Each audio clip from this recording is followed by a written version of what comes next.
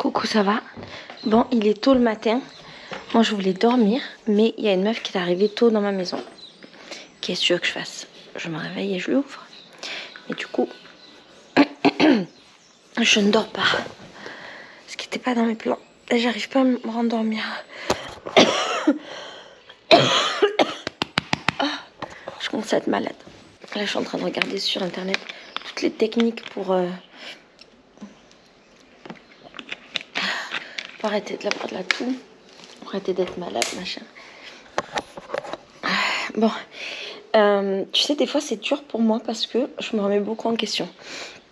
Je fais absolument chaque seconde de ma life.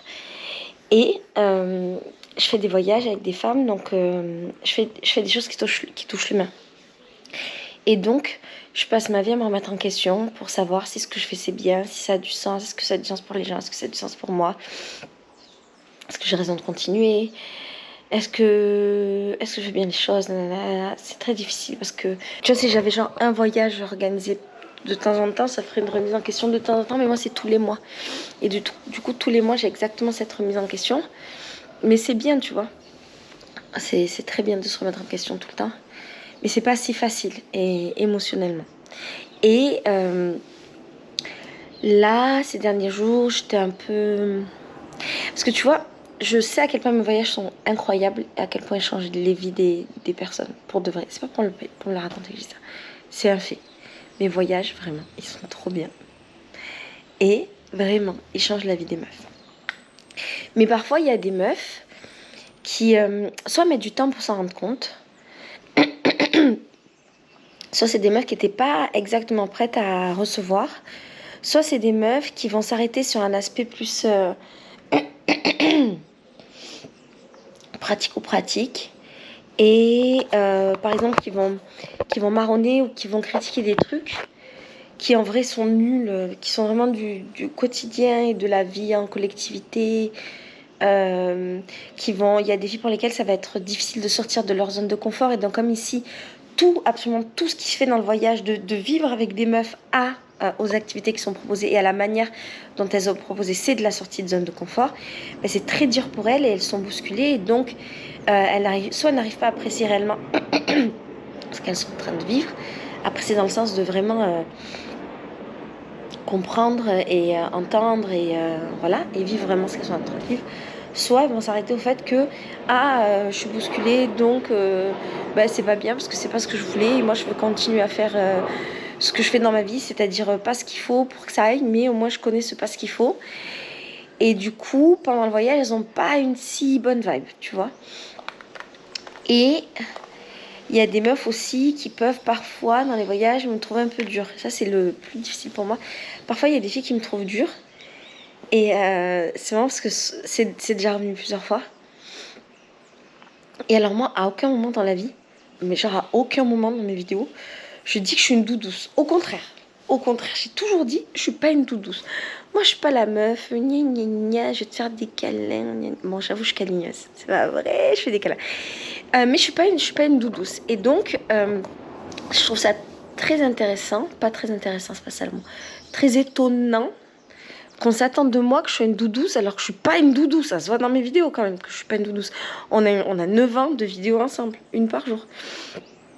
Et du coup, quand elles viennent ici et que je suis pas une si douce et que, ouais, en fait, quand tu me rends compte, je t'oblige un peu à sortir de ta zone de confort parce que c'est mon travail en fait. Tu viens pas chez moi, tu fais pas un voyage sur une sororité pour qu'il y ait une activité, t'as peur et je te dise ah t'as peur, ben c'est pas grave, assis-toi sur le banc. Ben non, il y a une activité, tu me dis j'ai pas envie, déjà je vais venir savoir, je dis hey, pep, vas-y, c'est quoi qu'il y a derrière là? Et on va creuser ensemble. Et je vais te faire sortir ta peur, pourquoi t'as peur? Et là, on va voir ensemble s'il n'y a pas moyen que, vas-y, viens, ce gros caca là qui est devant toi, enfin dans lequel tu nages en fait depuis toute ta vie, vas-y, on le dégage, on le nettoie ensemble. Mon travail, c'est ça. Tu l'acceptes pas, mais c'est pour ça que tu viens dans mes voyages. Si tu as envie de faire des voyages de vacances, bah, tu vas avoir une agence de vacances. Tu fais pas un voyage sur une sororité. Et donc, tout ça pour dire que, du coup, parfois, voilà, il y a des trucs comme ça. Et moi, j'entends toujours les petits trucs après le voyage. Et ça aussi, c'est le truc qui peut me faire me remettre en question, me laisser un peu tristoune, genre... Parce que c'est comme s'il y avait deux voyages, en fait. Il y a le voyage que je vis avec elle et le voyage qu'elles vivent. Dans le voyage que je vis avec les filles, et moi je suis dans la partie organisationnelle, donc je suis hyper focus, je travaille en permanence, je suis beaucoup sur mon téléphone, parce qu'il faut que tout soit absolument carré. Il n'y a rien qui laisse au hasard en fait. Quand tu as 15 ou 16 meufs desquelles il faut que tu t'occupes, tu as une responsabilité de gros bâtard. Surtout, je peux pas arriver dans un endroit où on est censé manger, le manger il est pas prêt par exemple. Donc il faut que ce soit tout faut que ce soit prêt. S'il y avait une activité qui pleut, il faut que je change complètement mon planning. Donc il faut que j'ai des plans B, C, D pour tout. Si mes chauffeurs ils ont 10 minutes de retard, ces 10 minutes je les paye après. Donc déjà il faut que je les défonce. En plus de ça, il faut que j'organise le retard. En fait, tout. Et parfois les filles, elles comprennent pas. Donc pour elles c'est un peu dur parce qu'elles ont l'impression que je suis pas avec elles. Sauf que je suis juste en train de faire mon travail. C'est pourquoi en vrai elles me payent. Parce que c'est ça, elles me payent pour passer des bonnes vacances. Et elles payent pas pour qu'on soit des copines. On est copines après, de fait, souvent après le voyage en réalité, parce que c'est le moment où je les nourris plus et je m'occupe plus d'elles, donc j'ai le temps de créer des liens beaucoup plus forts. Mais pendant le voyage, elles me paient pour ne pas avoir de charge mentale. Donc moi, mon travail, c'est d'avoir la charge mentale de 16 êtres humains, plus tous les gens qui travaillent dans mon projet, donc, et de gérer tout le monde, c'est-à-dire une cinquantaine de personnes, donc je dois avoir cette charge mentale. Et du coup, je disais que pendant le voyage, moi je vis mon voyage d'une certaine manière. Je fais en sorte que mes meufs soient heureuses, qu'elles mangent très bien, qu'elles fassent de belles activités, que tout roule, nanana. Je vois ce qui se passe entre elles, je vois comment elles évoluent. Généralement, je suis très fière, généralement, je pleure tout le long. Elles le savent pas beaucoup, mais moi je pleure tout le temps dans les activités. Donc, moi je pleure parce que je les vois évoluer. Je suis là, ah, mes filles. Bref, voilà. Et après le voyage, souvent, je découvre un peu ce qui s'est passé entre elles. Et s'il y a eu des petits trucs, il y a rarement des embrouilles. C'est extrêmement rare. En 38 voyages, j'en ai pas trop eu. 39 voyages, 40. J'en ai pas vraiment eu. Mais je vais découvrir. Des fois, il y a des meufs qui ont eu des petits malentendus, des ententes, des désententes. Ça se dit des désententes? Des malententes? T'as compris. Ou bien il y a des meufs qui se sont quasiment pas parlé. Des fois, c'est ouf, il y a des meufs, elles se parlent pas pendant le voyage. Et après le voyage, elles deviennent super amies. Là, j'en ai deux là. J'ai l'enfant sauvage et Baba d'un ancien voyage. Pendant le voyage, les meufs, elles s'adressent pas la parole. Parce que, je sais pas, il y en a une, elle croit que l'autre, elle se la pète, l'autre, nanana. C'est de la merde. Après le voyage, les meilleures amies du monde. Non, mais vraiment, ça arrive tout le temps. Donc, c'est très intéressant, l'après-voyage. L'après-voyage, il est resté. C'est trop bien. Et même avec moi, c'est trop bien parce qu'on devient des potes. Bref. Et aussi, parfois, je commence à entendre les petites plaintes qu'il y avait pendant le voyage. On est dans une maison de meufs, les meufs, les murs, ils ont des oreilles, ça tout remonte chez moi. Tout remonte. Et c'est là, pour venir au début de ces 7 minutes de parlage, c'est là que ça commence un petit peu à parfois faire mal dans mon cœur. C'est partie du jeu, c'est mon ego, faut que je le règle toute seule, ça me concerne. Et puis arrivent les trucs de remise en question. Et donc parfois j'entends des filles qui disent ah, il y avait trop d'activités, on était fatigués. Bah t'étais pas obligée de les faire les meufs. Oh, je me mets beaucoup d'activités parce qu'il y a des meufs, elles ont payé, elles veulent faire beaucoup d'activités, ça les rend heureuses, mais toi dors, si t'es fatiguée. Mais bon. Laetitia était pas beaucoup avec nous. Bah ouais, parce qu'en fait je travaillais. Ah, c'est jamais méchant, c'est jamais très méchant. Mais ça me crée un truc de remise en question, tout le temps. Et c'est pas si facile à gérer pour moi. Là, par exemple, c'était des trucs un peu du genre, oui, Laetitia, elle est dure. Bah ouais, meuf. Bah ouais. C'est des méthodes, tu vois, mes méthodes à moi. En plus, je suis pas dure, je l'ai dit dans plein de vidéos, je suis pas une personne dure, je suis une personne juste. Et c'est pas pareil, je suis pas méchante, je suis pas dure, je suis pas insensible, là c'est très faux. Et je m'adapte aux personnes, il y a des personnes qui ont besoin de beaucoup de douceur, et dans ce cas je suis très douce. Et des personnes où je sens qu'elles ont besoin qu'on soit un tout petit peu plus... Dans ce cas-là je suis un peu moins douce. Mais j'oublie jamais en fait, que face à moi j'ai des meufs qui ont payé pour faire ce voyage, pour recevoir une prestation de service. En vrai on est dans une prestation de service. Donc parfois les meufs elles disent oui mais si je fais pas ça tu vas m'engueuler. Et je leur dis mais je peux pas t'engueuler en fait, d'une je suis pas ta mère, deux t'as payé pour être là. Donc techniquement je peux pas t'engueuler, en vrai de vrai. Et souvent ce que je comprends c'est quand les filles elles disent que je suis dure, c'est par rapport en fait aux projections qu'elles faisaient de moi, aux attentes qu'elles avaient sur moi. Et aussi simplement il y a plein de meufs, c'est difficile pour elles de sortir de la zone de confort. ce que je comprends. Mais en vrai, bah, t'as payé pour ça. T'as payé pour que je t'aide pour ça, meuf. Si t'as pas envie de le faire, je t'aide. Mais t'as payé pour que je t'aide pour ça. Parce qu'on peut passer toute notre vie en étant dans notre zone de confort. Et je parle pas de la zone de confort, genre notre vie elle est trop bien et tout, nanana. Je parle pas de ça. Je parle de souvent les meufs quand elles viennent ici, c'est qu'il y a des trucs qu'elles veulent régler, il y a des trucs qui vont pas bien, tu vois. Et le voyage, il permet d'aider ça. Pas Laetitia, pas moi. En vrai, moi, je fais rien du tout. Les intervenants, le Brésil, les activités, machin, c'est les autres gens. Moi, je sers un peu à rien. Non, c'est pas vrai. Mais voilà, tu t'as compris. Donc, si tu viens pour ça et qu'après, une fois que t'es là, tu veux pas, ben, un truc qui va pas. Donc moi, je vais te remuer un peu, mais je vais te remuer d'amour. Je vais te remuer avec beaucoup d'amour et c'est ça qui est important. C'est que dans tous les cas, tout sera fait avec énormément d'amour. C'est cool, franchement. Moi, si j'étais vous, j'accueillerais juste cet amour. Parce qu'on n'a pas beaucoup de gens dans notre vie qui sont extrêmement sincères comme ça, au point de nous dire vraiment les choses et les vérités. Et moi, je vous dis vraiment les choses et les vérités, et souvent, je me trompe pas. Dites la vérité. Vous savez, hein. Parce que je commence à avoir l'expérience des femmes et des problématiques. Et pourquoi je disais ça? Parce que mes voyages, pour de vrai, du coup, celles qui jouent vraiment le jeu et qui sont hyper ouvertes à tout ça, et ben ils changent vraiment leur vie. Et ce matin, j'ai écouté la story d'une meuf. Attends, je suis encore à poil et YouTube il n'aime pas quand je suis à poil, donc je vais faire genre de m'habiller un peu. Ah là, allez, je redeviens une meuf de bonne famille là. T'es content YouTube? Je vais te passer un extrait d'une story d'une meuf de ma maison que j'aime de tout mon cœur. Alors elle l'a mis en privé. Du coup, je sais pas si je suis censée la mettre. Je vais mettre juste un extrait. Elle m'en voudra pas. De toute façon, je vais lui envoyer un message si vraiment elle veut pas. Ben, cet extrait, il n'existera pas, ce sera nul. Je sais pas si un voyage peut changer la vie de quelqu'un, mais j'ai vraiment l'impression que le Brésil a changé ma vie à moi. Là, je me sens... Ça fait 1 mois à peu près que je suis rentrée. J'arrive toujours pas à m'en remettre, déjà, de ce retour, de ce voyage, de tout ce qu'il m'a apporté en tant que femme, en tant que personne. Et en fait, je suis carrément en train de remettre tout en question ma vie, tout en étant dans un glow-up puissant, parce que là, le glow-up, il est puissant. Là, l'auto-estime de moi, elle est là. Et ça m'est jamais arrivé d'être aussi haut dans mon estime, mais ce voyage a vraiment...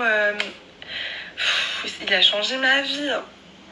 Est-ce que ça fait un peu cucu de dire ça? Est-ce que j'assume?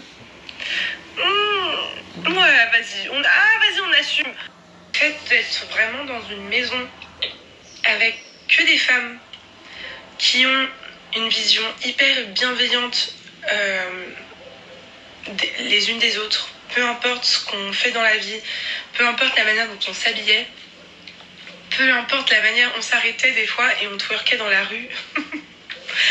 et tout le monde, enfin toutes les filles autour de toi, elles sont là en train de te motiver, en train de te dire que tu peux le faire, que tu peux y arriver. C'est vraiment de la sororité pure et c'est fou. Et c'est fou comme ça peut te... d'être dans un espace comme ça, hyper protégé, ça peut te faire t'envoler toi-même. Enfin, j'arrive même pas à mettre les mots dessus. Et toutes les filles du voyage, on a un groupe et on en discute. Et en fait, on n'arrive pas à s'en remettre toutes autant qu'on est. Et on n'arrive pas à expliquer l'expérience que c'était que d'être dans ce voyage féminité-sororité au Brésil. Ma chérinette d'amour que j'aime de tout mon cœur, ça va? Je voulais te demander, là je suis en train de faire mon vlog, bonjour le vlog, et je voulais savoir si je pouvais partager juste un petit morceau de ta story privée à toute l'humanité, qui est très réduite en réalité, hein. Pas beaucoup de gens regardent mes vlogs, mais à cette humanité-là, parce que d'avoir regardé ta story, ça m'a fait J'étais dans un moment de grande remise en question, et en vrai, ça m'a fait beaucoup de bien. La conclusion de ce moment que je partage dans mon vlog, ça m'a fait beaucoup de bien parce que j'étais un peu tristounette ces derniers jours. Et donc, je me demandais si ça valait la peine de continuer. Et toi, tu me montres que ça vaut la peine. Voilà, je t'aime fort, tu le sais, hein. Et la réponse à toute ta story, c'est bah, reviens, meuf. Voilà, juste reviens, je suis là, t'as une maison. La réponse. Bien sûr, ma beauté, faut pas être triste comme ça. Tout ce que tu fais, ça aide énormément de gens. Énormément de gens. Tu nous as toutes aidées. Enfin, on était 16 meufs, on a toutes la même conclusion de notre voyage. Genre, c'est exceptionnel ce que tu fais dans la vie pour aider autrui, pour aider les femmes, pour aider.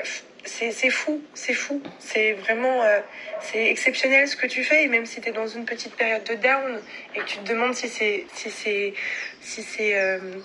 si ça vaut le coup de continuer et tout, pars en vacances, c'est normal, tu travailles beaucoup, tu fais beaucoup de choses, donc pars en vacances, prends du temps pour toi et tout, et après tu vas revenir encore plus déterminée et forte, et tu vas voir que de toute façon tout ce que tu fais, ça aide.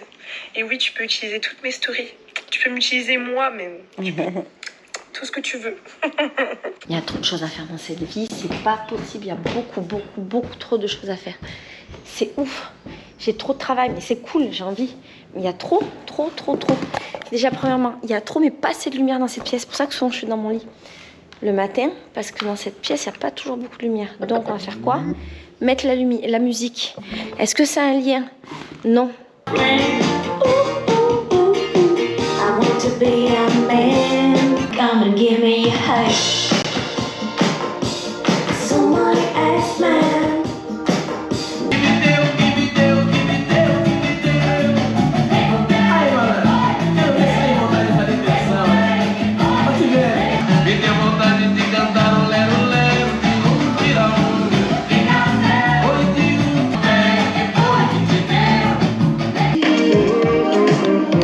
Je viens de recevoir un message qui m'a trop fait plaisir. J'ai juste écouté le début, j'ai pas tout entendu, mais je vois à peu près où ça va. Et je voulais le partager avec toi, ça reprend un petit peu les questions que je me posais ce matin. Alors attends. Salut Laetitia, je voulais t'envoyer un petit message parce que grâce à une de tes vidéos avec, je sais plus son prénom, qui parle de son métier d'assistante sociale, moi j'étais en reconversion, on va dire, dans la petite enfance, et j'ai regardé cette vidéo, j'étais un peu paumée parce que finalement je savais pas trop ce que j'avais envie de faire, et grâce à ta vidéo du coup je me suis dit bah ouais c'est ça en fait, et j'ai jamais réussi avant à mettre un mot toute seule sur ça, sur ce métier, sur ce que je voulais faire, et du coup bah, grâce à ta vidéo je me suis lancée là-dedans, et trop de chat parce que j'ai été prise en apprentissage et c'est super rare, et que comme rien n'arrive par hasard, bah, c'est que je devais être destinée à ça. Du coup bah, c'était juste pour te remercier.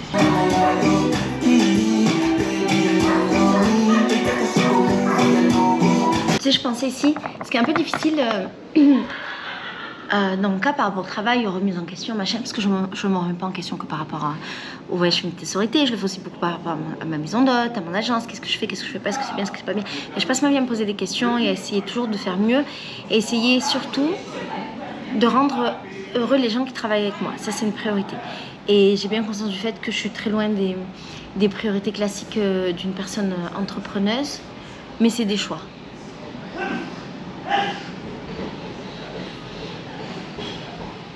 C'est des choix, c'est des partis pris. Mon parti pris, c'est ça. Ce qui est compliqué, c'est qu'en fait, je suis seule et j'ai personne avec qui parler. Par exemple, si j'avais un autre réseau d'entrepreneurs qui faisait exactement la même chose que moi, si j'avais des copines ou une copine qui avait une agence de tourisme, ce serait génial, tu vois, parce qu'on pourrait parler.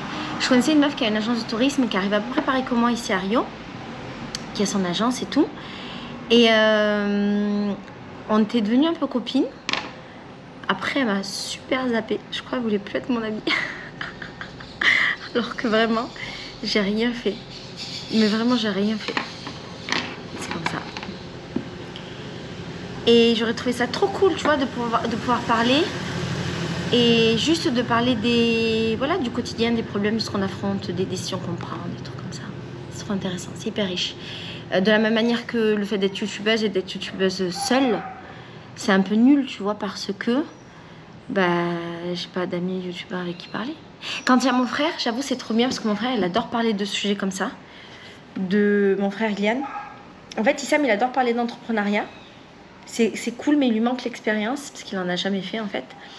Et Ilian, tous les trucs un peu de la tech, c'est son domaine. Et du coup, lui, si je lui parle de logiciels, de montage vidéo, de YouTube, de machin, il est toujours au courant de tout, il sait tout, il est trop fort. Donc là, c'est cool. Mais sinon, en dehors de ça, j'ai personne. Et pour ma maison, doit être pour tous mes autres business, j'ai personne. En vrai, je mens. J'ai Leandro. En vrai, je mens.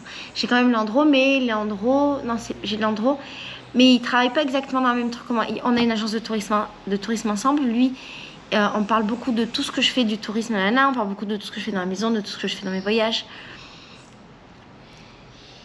Mais... Bah oui, mais on l'a ensemble, en fait. C'est pour ça que ça marche pas. Enfin, c'est mes trucs à moi, sauf l'agence que je considère maintenant être un peu à nous, tu vois. Mais pour le reste, ben là, il est avec moi, il travaille avec moi. C'est d'avoir, tu vois, de voir comment font les autres, en fait.